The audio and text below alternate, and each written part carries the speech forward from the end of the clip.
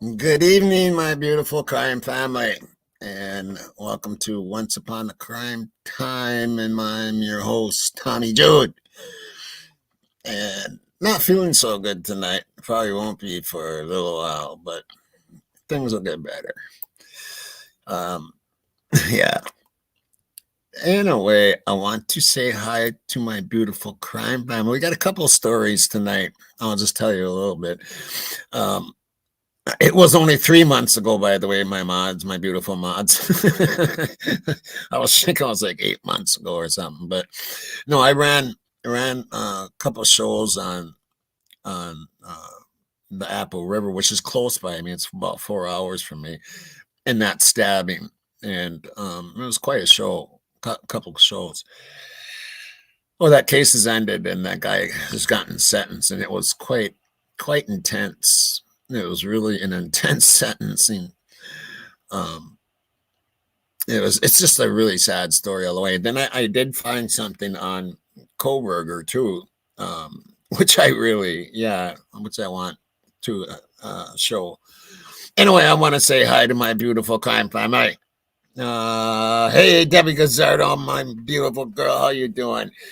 This evening, good to see you. Deborah Lynn, my girl, good to see you. Ellison, good to see you. Natural Healing, my girl, good to see you. Carrie, good to see you. Nikki Watson, good to see you, girl.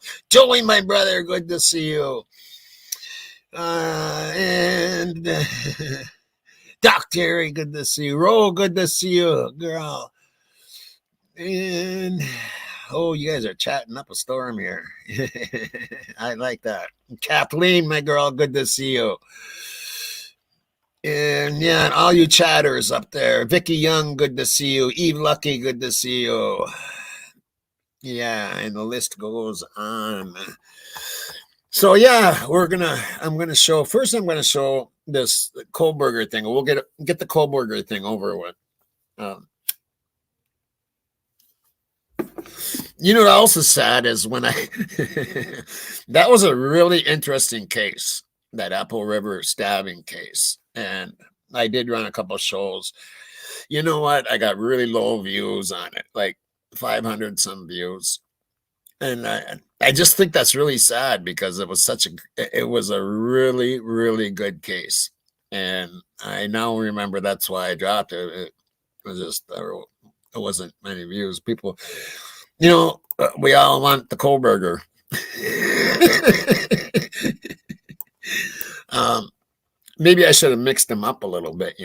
Put some Kohlberger in with, and so people could see that what kind of case that was. That was a really interesting case, and it was only 4 hours from me. We were getting by. Uh-oh. I seen a little delay there.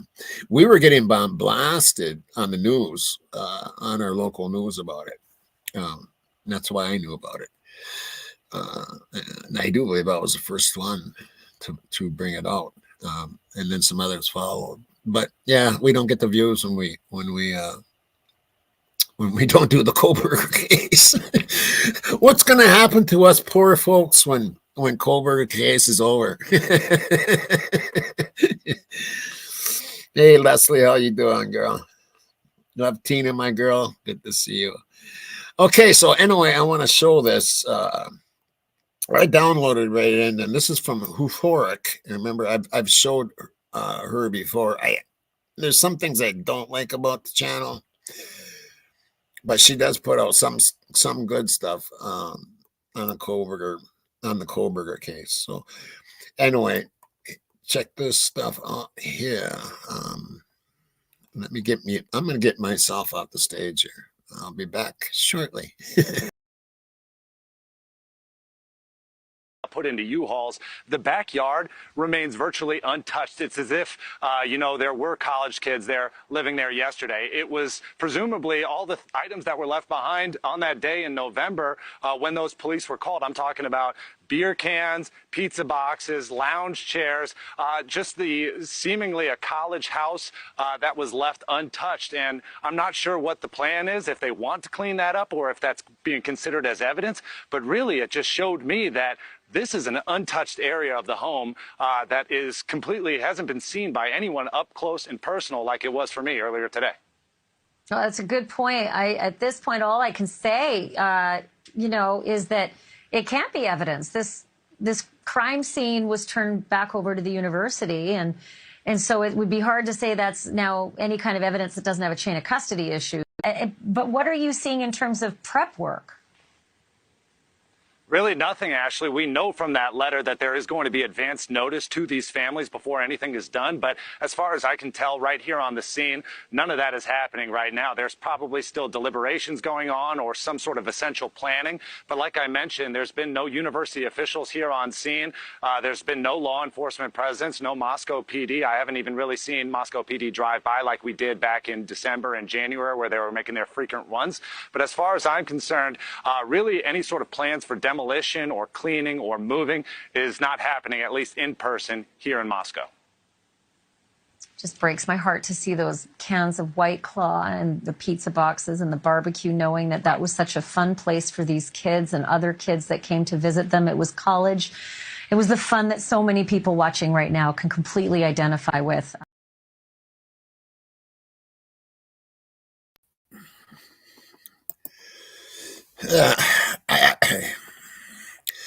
That right there, that little clip right there really showed a lot. I mean, somebody got up really close to that building right afterwards, and because they weren't allowed to go that close to the house. And I mean, did you see all the stuff that they left behind and that they didn't even check? And even like the couch, I wonder if they did footprints, you know, look for footprints to see if somebody jumped up from the couch. I mean, just little things like that. And the garbage out there. How can you leave garbage? That is one thing that I don't understand at all, because it doesn't make any sense. That's not the way you're supposed to do it. That's I mean, any old gumshoe knows that. You know what I mean? Any old gumshoe. And but we're dealing with Keystone cops or something, and I just I don't know. I can't believe they did that case that way. Anyway, infamous couch, right, Ro? Right. Yep.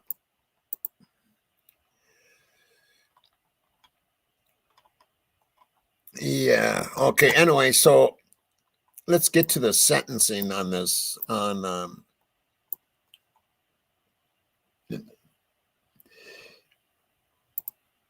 yeah, yeah, yeah, Richie. Yeah, yeah. Hey, good to see you. I haven't seen you for a while. Yeah. Uh,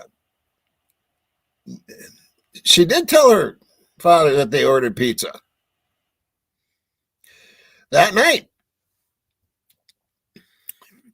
And yet that pizza box is left there. I don't know. I don't know. And I hope the defense brings this stuff up, these little things on this case that they flubbed up. I mean, that's a total fucked up job, man. That's, to me, that's just unexcusable. Yeah. Hey, Greg, how you doing there, brother? Colder cover, good to see you. So anyway, let's get to this case, because it is really an interesting case. And if you remember it, I'm going to show you from my show what just a little bit of what I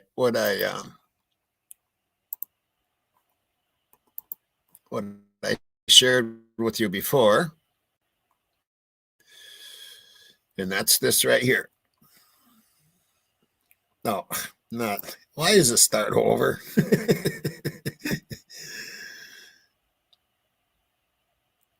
Okay, this right here. Let's see if you guys remember this here. Did not agree that he intended to kill, which were the higher charges, but they rejected self-defense. Miu's twin. Give me a minute.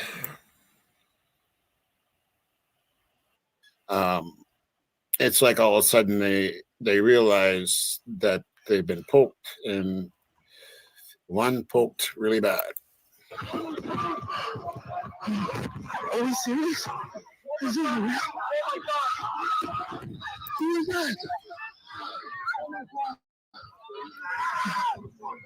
Are you really? Oh my God. Oh my God, what are you talking? Are you real?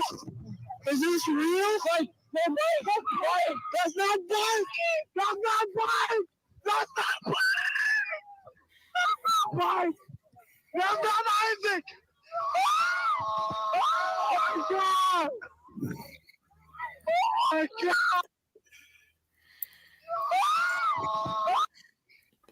I'm not Bart!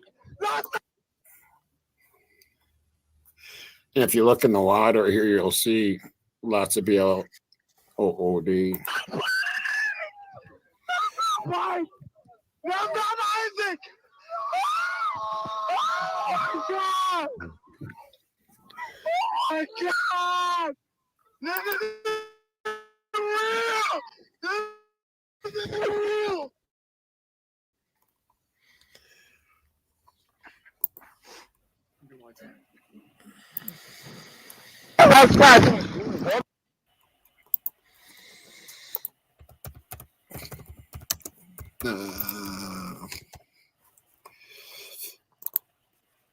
Yeah. Pretty crazy shit. Yeah, and such a waste, you know. I think those kids did push him a little too far.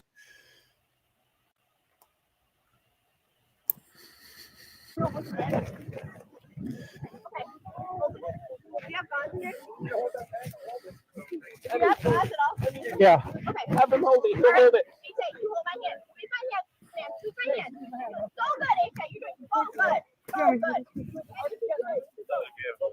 my hand right now. Squeeze it. Squeeze it. Right now.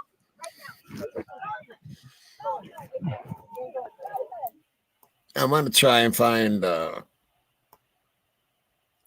where it shows those kids and what they did to him also, because that's a big part of this. Did I not show this? Let me look here.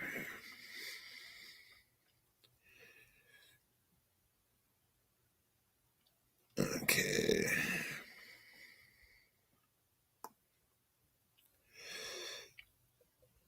Yeah, here we go. Yeah. What are you talking about? What the hell are you talking about? Get away from us. What? What's going on with y'all homie? He's on camera. Tripping. He's on 4K. Yo, the new iPhone got that good quality. What do you say?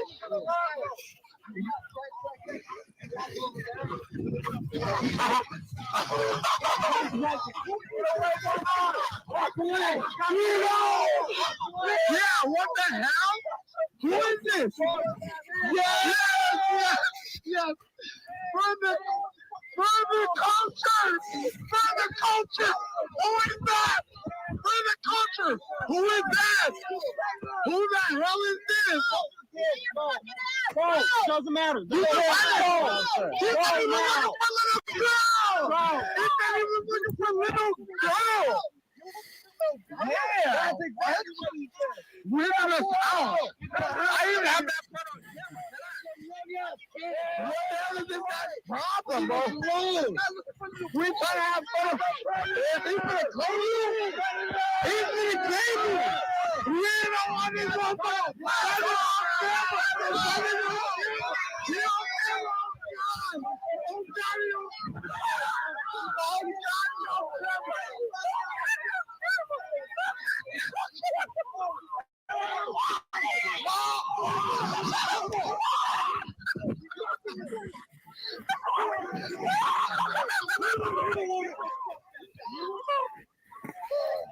He ain't a woman.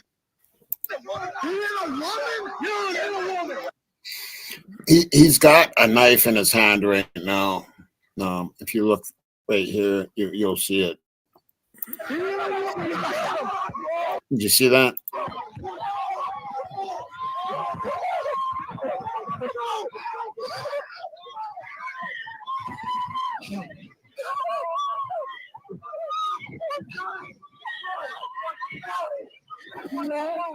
What the fuck?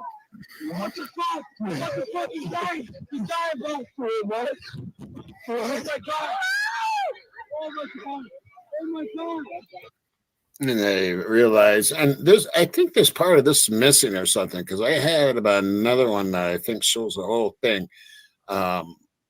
It's like all of a sudden they realize that they've been poked, and one poked really bad. Are we serious? Is it real? Oh my god. Who is that? Oh my god. Oh my god. Is it real? Is this real? Oh my god. Oh my god, what the fuck? Is this real? Like, that's not Bart! That's not Bart! That's not Bart! That's not Isaac! Oh my god! Oh my god!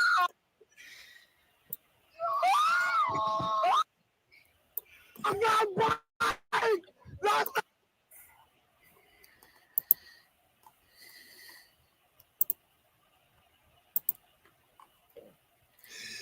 Yeah, that's pretty shocking. That only happened. That's 4 hours from me. This man has never done anything wrong in his life, ever. You will find out about his life with the sentencing and how sad this case really is, because it's really, really, really sad. And the judge had to do what the judge had to do. And it's just a sad case all the way around. I got to I'll line this up here.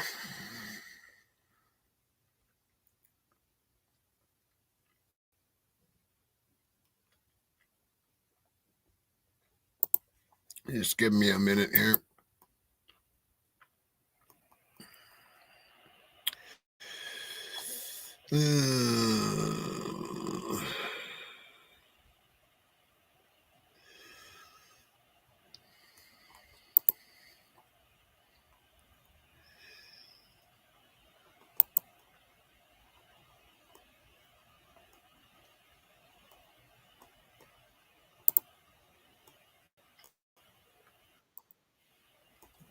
Okay.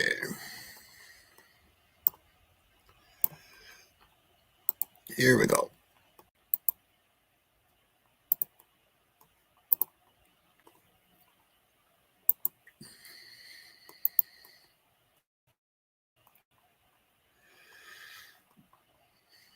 Appears today in court for sentencing. Count 1 is first-degree reckless homicide, which is a Class B felony.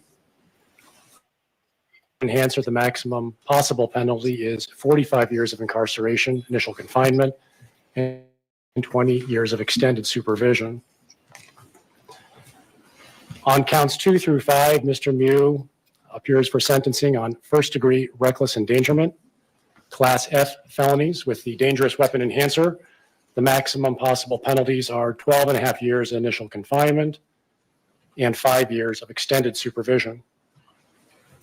Last count 6 is battery.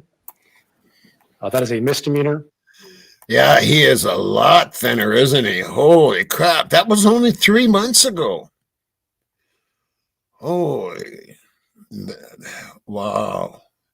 I think this is, I mean, you can tell by looking at him, this has really hit him hard. And I think you'll see when the judge tells you about his life, and what he's been through in his life. This is just such a sad, sad story for everybody. One of the saddest stories I've ever seen. With the dangerous weapon enhancer, he faces a maximum possible sentence of 15 months. In preparation for today's sentencing, I reviewed a number of materials. First, I reviewed the pre-sentence investigation report prepared by the Department of Corrections. It's a 43-page report that provided me with information that I knew and information that I did not know about Mr. Miu, about his victims, families, about Mr. Miu's background, about all aspects of this case, many of which were talked about today. That PSI report also included a sentencing recommendation. I also reviewed Mr. Nelson's sentencing memorandum. It too was very helpful. It provided more information about Mr. Miu and his background, and I valued that information. Mr. Nelson submitted numerous letters from Mr. Miu's personal friends and coworkers. I read all of those. I also read the relevant portions of the file, including the complaint, the jury instructions, and the verdict. In a moment, I will pronounce a sentence that I believe is just and fair. When deciding on a sentence, I must consider the gravity of the offense, including the effect on the victims. I must consider Mr. Miu's character and his rehabilitative needs. I must consider the need to protect the public. The sentence must be based on the facts of the case and the law, not personal considerations, passions, or prejudices. But judges in Wisconsin have a great deal of discretion when imposing a sentence. Unlike many jurisdictions, we do not have sentencing guidelines or grids to follow. I want all of you to know that I have given this case a great deal of thought. I take my responsibility seriously. There is nothing more difficult or more solemn than imposing a sentence on another human being.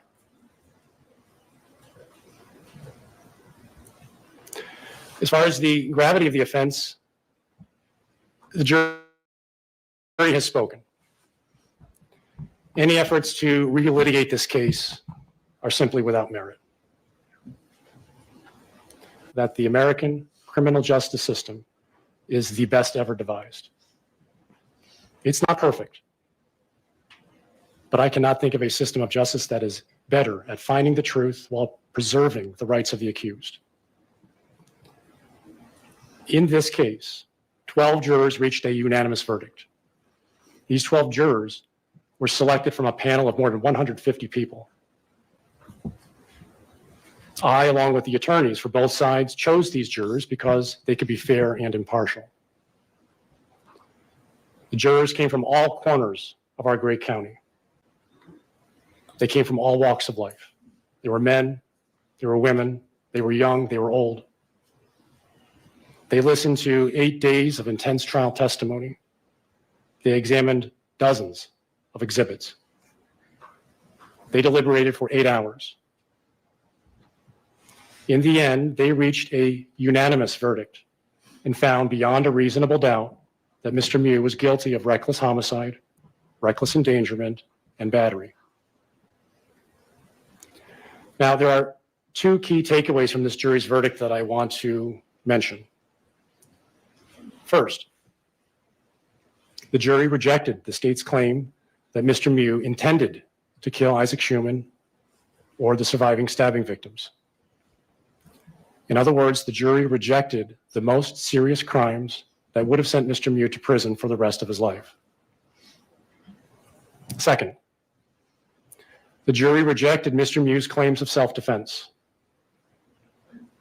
That means Mr. Miu did not reasonably believe that he was preventing or terminating an unlawful interference with his person or he did not reasonably believe the force used was necessary to prevent imminent death or great bodily harm to himself.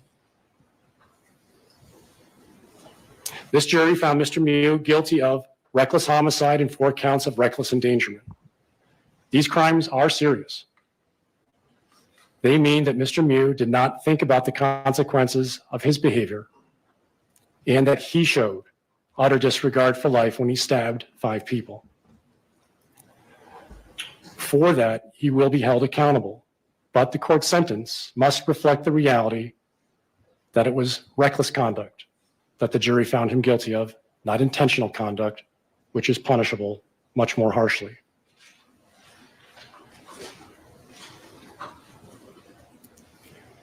In weighing the gravity of the offense, I consider the impact these crimes have had on the victims. The battery to Madison Cohen was unjustified. While she did not suffer any permanent physical injuries, she has mentally suffered over this entire ordeal. She described to the PSI author the toll this case has taken and continues to take on her.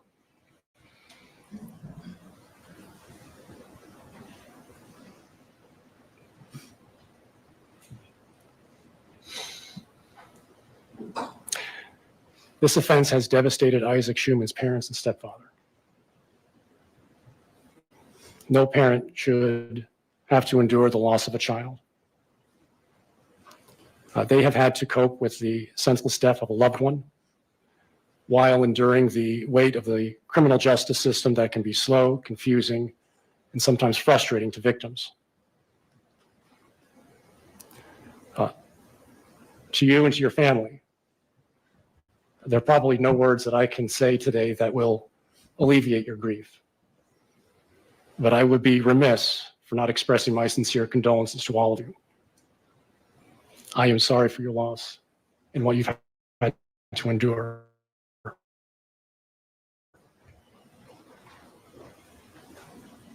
Although it must have how hard, how hard is this, man? I mean, this is like one of the hardest cases I've ever seen. I mean, really, shouldn't have happened. It just shouldn't have happened.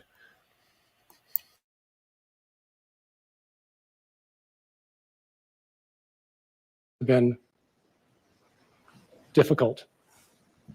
I appreciate each of you speaking today and sharing a glimpse into Isaac's life and who he was.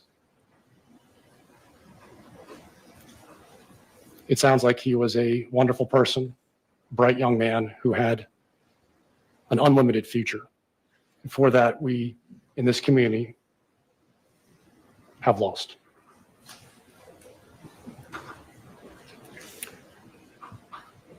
A.J. Martin and Riley Madison would have died on that riverbank had it not been for the swift action of law enforcement and EMTs and other tubers who helped to treat their wounds and stabilize their condition.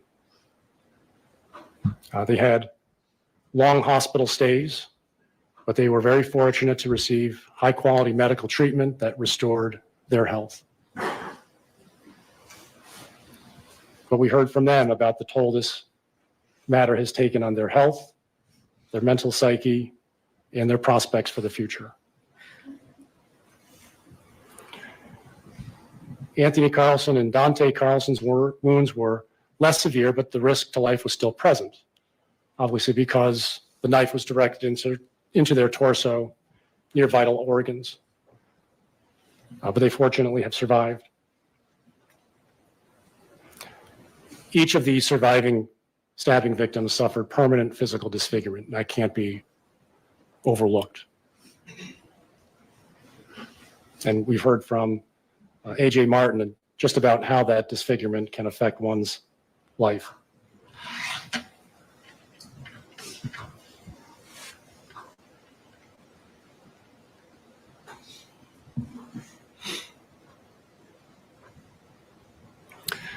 In assessing Mr. Miu's character, I must consider his conduct on July 30. Mr. Miu's crimes were the product of circumstance, not intent. Mr. Miu was not looking to cause trouble or hurt anyone, but he made a series of very poor decisions. When confronted with words and boorish taunts and insults, Mr. Miu drew a knife and he struck Madison Cohen. That quickly culminated in senseless, lethal violence. He left the scene, leaving his victims to die, while casually floating past them and emergency workers as if nothing had happened. He nearly reached his car. He nearly escaped the jurisdiction before law enforcement arrested him. These are terrible acts that form an indelible stain on his character.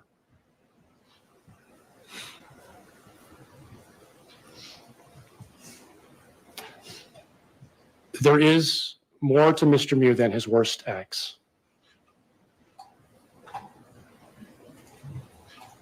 I can tell Mr. Miu has taken this case very seriously. He has been appropriate and respectful in his demeanor in court. I sense that he carries a heavy burden too. I imagine he is disheartened at the prospect of prison and the uncertainty of his future. But I also sense that Mr. Miu feels genuine sadness and remorse for what happened to his victims. I agree with the comments earlier that our criminal justice system is not designed in a way to allow people to apologize or to alleviate grief or to show respect to victims until a day like today at sentencing.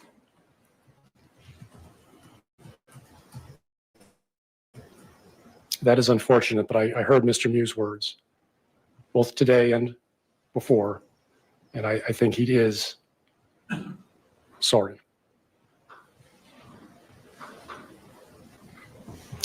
Other than his conduct on July 30, Mr. Miu appears to be a quiet, nonviolent, peaceful man.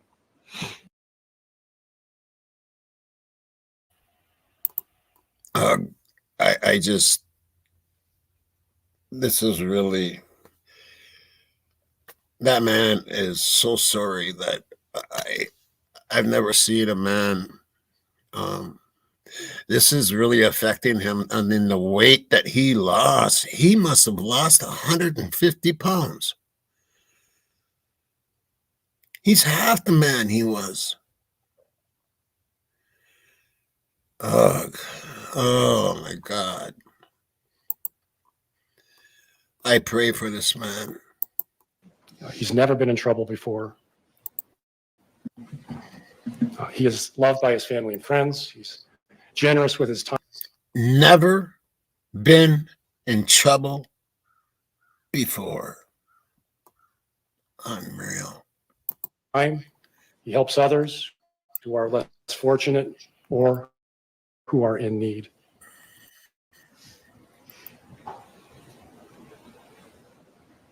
Mr. Miu is respected in his community. Several of his personal friends and coworkers submitted letters that describe his character. Those letters were not shared in court today, but some of the most common words they use to describe Mr. Miu are kind, compassionate, friendly, loyal, respectful, and honest.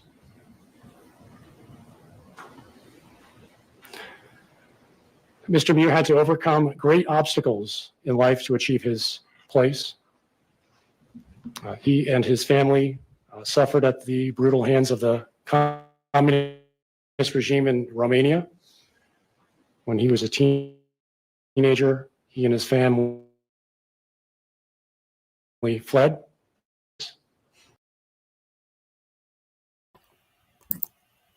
The guy went through a communist regime, made it through there, got to the United States. Oh my God. never did anything wrong in his life. Wow. New language, new culture. He got good grades in high school. He went on to college in South Dakota. He became an engineer. Hard. He had a successful career. I read somewhere in my materials that the proudest moment in Mr. Miu's life was becoming an American citizen.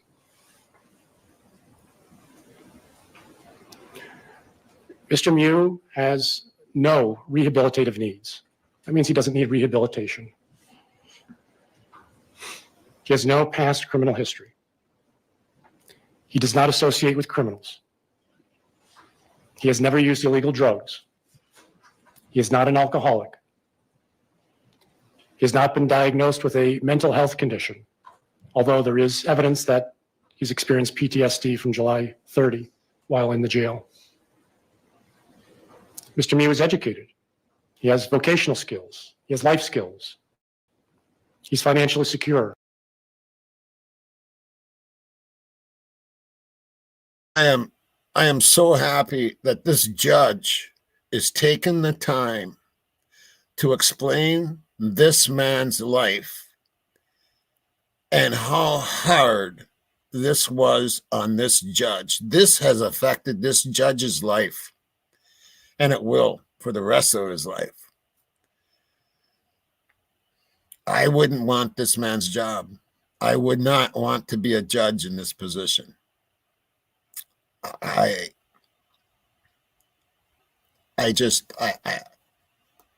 It'd be the hardest thing I've ever done. My kudos to this judge. He has a stable home. He has positive social supports. He knows the difference between right and wrong. He doesn't need rehabilitation. I mention all of these things to acknowledge that there is a lot more to Mr. Miu than what he did on July 30. I mention these things to recognize that a fair and just sentence takes into account typically unique. I don't think this man, the way he is, I don't think he wants appeal. I think he wants to do his time. He feels that guilty and ashamed. This is really an extraordinary case.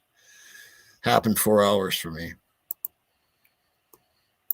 the complete person, not just his worst acts at his lowest moment.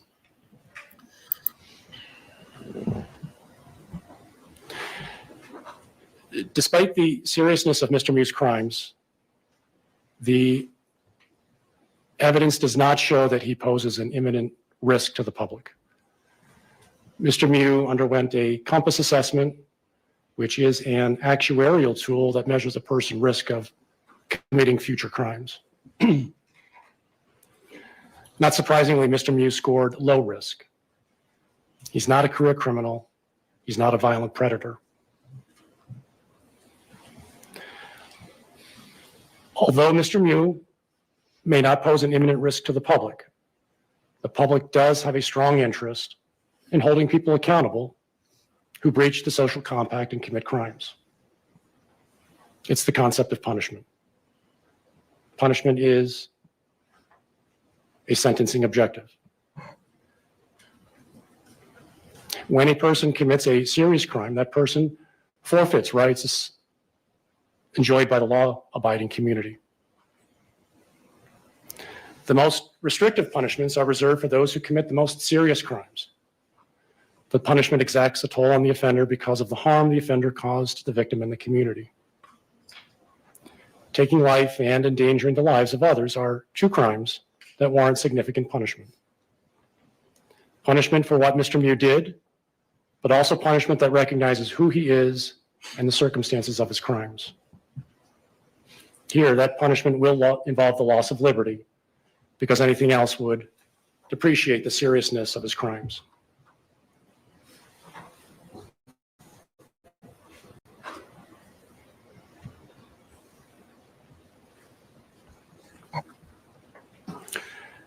So at this time, I will impose the following sentence on Mr. Miu.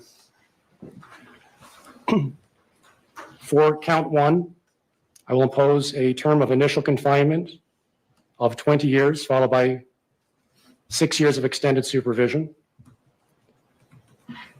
For count two, involving Anthony Carlson, 5 years initial confinement, followed by 5 years of extended supervision. Count three, involving Dante Carlson, 5 years of initial confinement, followed by 5 years of extended supervision. Count four, Alexander Martin, 6 years of initial confinement, followed by 5 years of extended supervision. Count five, Riley Madison, 5 years initial confinement, followed by 5 years of extended supervision.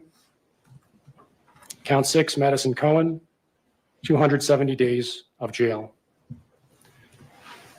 Mr. Miu is not eligible for challenge incarceration program or the earned release program due to his age and the nature of these offenses.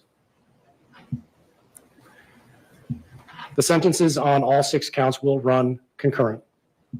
I am imposing a concurrent sentence because Mr. Miu's conduct toward each of his victims was part of a single continuous act over a short period of time. The periods of confinement take into consideration Mr. Miu's entire behavior, not just the behavior directed at any one particular individual. The conditions of extended supervision will include the following: maintain absolute sobriety, no possession of drugs or alcohol. You shall not enter any establishment where the primary purpose is the sale of alcohol. This will include places like bars, taverns, liquor stores, beer tents, and the like. You must complete an AODA assessment. You must comply with all recommendations of the Compass Assessment and the Department of Corrections. He must pay court costs and DNA surcharge on each count. He must submit a DNA sample. He may not have any contact with Isaac Schumann's family, including Elena and Donnie Hernandez and Scott Schumann. He may not have contact with Alexander Martin, Riley Madison, Anthony Carlson, Dante Carlson, or Madison Cohen. He is responsible for restitution. The state must submit its restitution demand within 30 days. The defense may have 30 days thereafter to object. If there is an objection, the matter will be scheduled for a restitution hearing. Because Mr. Miu is convicted of serious felonies, he may not possess firearms. He may not possess body armor. He may not vote or hold public office until his civil rights are restored. If he were to do any of those things contrary to law, he would subject himself to additional criminal penalties. If he violates the no contact orders, he may also subject himself to additional criminal penalties. Does the state agree on the credit calculation, 732 days? Yes. All right, 732 days credit. Mr. Miu is remanded to the custody of the sheriff for delivery to the Dodge Reception Center. Is there anything else for today, Mr. Anderson? No. Mr. Nelson? No, Judge. All right, thank you all. We stand adjourned.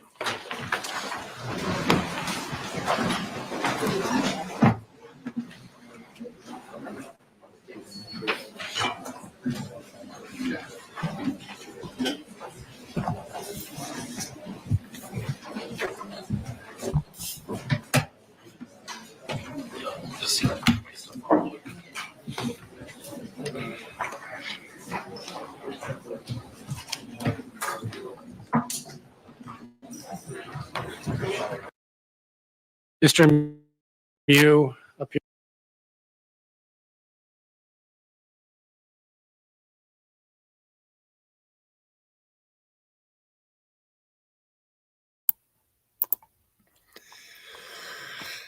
Wow. Yeah, it'll be at least 15 because he had 20 and then plus 6.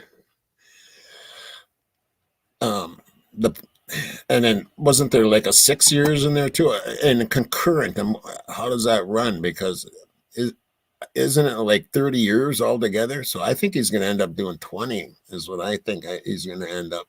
That's the way I took it. I'm not sure how Wisconsin works over there. But what a sad, those are concurrent. Yeah, Yeah, I'm wondering. That's what I'm wondering. Seventh Angel is. I'm thinking it was like 30 years, so he's probably going to end up doing 20. That's what I'm thinking.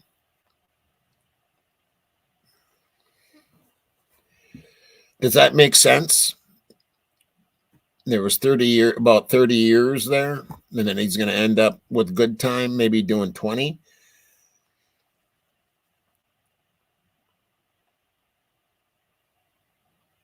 Oh, right. Okay. Well, so it's 26 years then, right? So 26. Yeah, you're probably about right typically. Probably right around that 17, 18 years. But I mean, how old is he now? You know what I mean? He's got to be in his 50s. You know, it's just sad. It's just sad. And he never has done anything wrong in his life. And to come away from a communist regime and to make it here and to go to college and to live the American fucking dream. And then out of nowhere, he loses his cool over these kids that really were raising a lot of hell with him. And he didn't know what they were gonna do, but he made that choice of taking that knife out and using that knife, and I'm sure he's played that over in his mind over and over and over again, and it's just sad all the way around. Yeah. Google says a total of about 20 years. Okay, so I was right the first time around. About 20 years. Yeah. Just what a waste, and a waste of a human life. I mean, that young kid, he didn't deserve to be he doesn't deserve to be dead either. And the families don't deserve that either. And but I wouldn't have wanted to be that judge because I would have wanted to let him go. I mean, or maybe a lot less. But then you would have the families mad at you, and it's being a judge is a political job too. He has to, go by certain things. Yeah, it's just very sad, Moonflower, my girl. Yeah, that's for sure. Minnowmad. Is that because you're from Minnesota, or is that because of minnows and you're a fisherman, or both?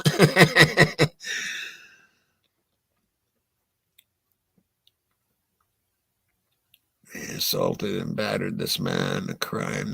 This man defended himself. Yeah, I agree, but yeah, I think he overstepped his a little bit using a knife. He should have never had. I don't even know why he had a knife on him. And you know what I mean? Why did he have a knife on him?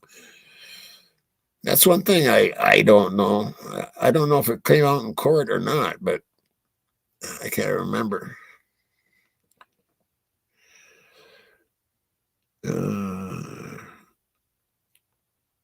Was sentenced to 20 years Wednesday. Okay, Greg. Yeah. Yeah. Anyway, I wanted to, because I did run a couple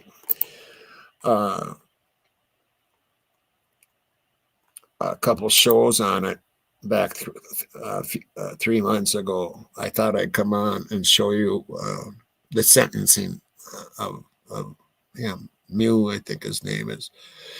I just feel really bad, and I definitely going to be saying some prayers for him. That's for sure. And anyway, I guess that's what I got for you tonight. And I wish it was something happier,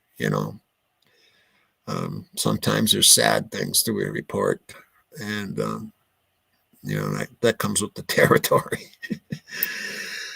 So my hugs to my Kayla, hugs to you, my girl. I love you. Anyway, my mods, my subs, My subs, you are my heart. My mods, you are my soul. And until next time, rock and roll.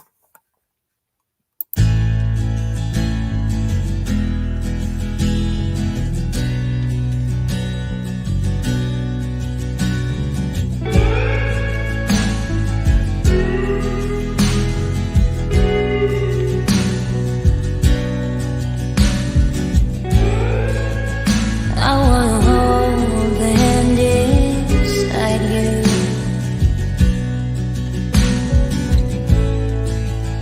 I wanna take the breath that's true.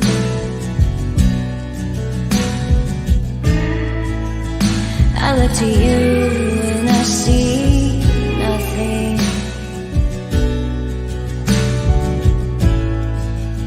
I look to you to see the truth.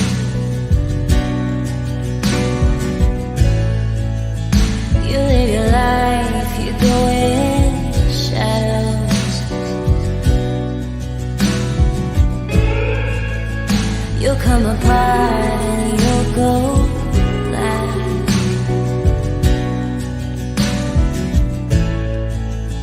Some kind of night into your darkness.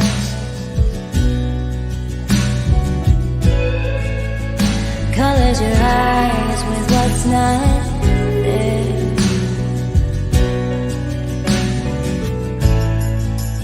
Fade into you.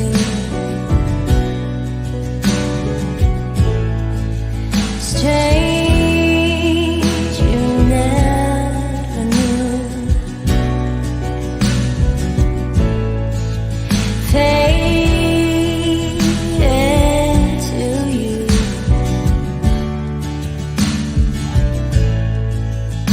I think it's strange you never knew.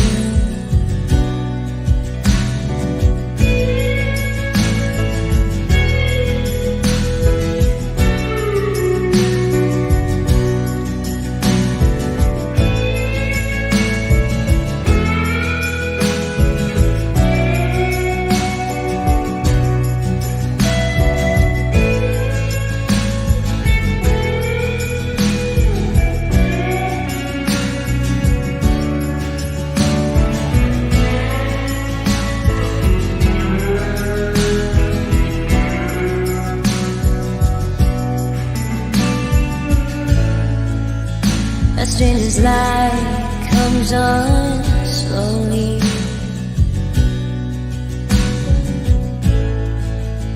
A stranger's heart without a home.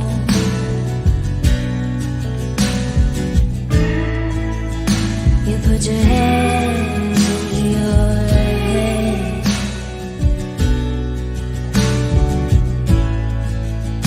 And then smiles cover your heart.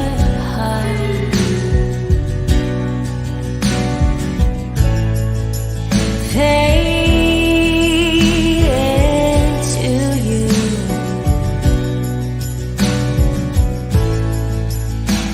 Strange you never knew.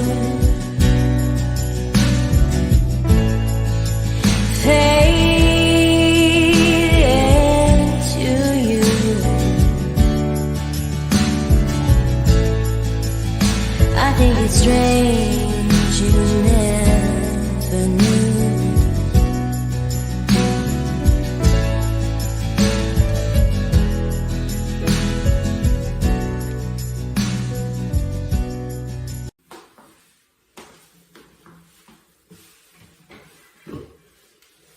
We play a little Tennessee whiskey.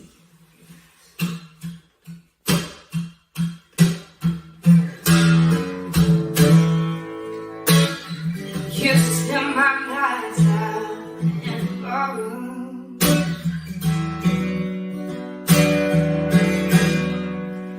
Liquor was the only love I know.